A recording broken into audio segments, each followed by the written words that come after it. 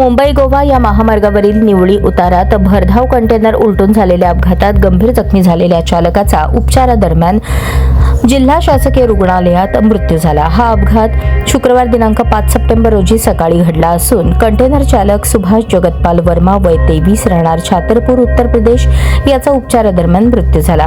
सुभाष वर्मा हा MH46 BB 1537 या कंटेनरमधून oxygen व हेलियम गॅस घेऊन जयगड ते मुंबई असा भरधाव वेगाने जात असताना बावनदी सुतारवाडी येथील उतारावरील वळणावर कंटेनरवरील ताबा सुटला, त्यामुळे कंटेनर उलटून अपघात झाला।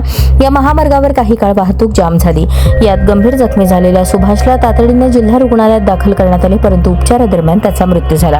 अपघाताची माहिती मिळताच ग्रामीण पोलीस ठाण्याचे निरीक्षक राजेंद्र यादव आपल्या पथकासह घटनास्थळी दाखल झाले। पोलिसांनी अपघाताचा पंचनामा करून कंटेनर बाजूला करून रहदारी सुरळीत केली।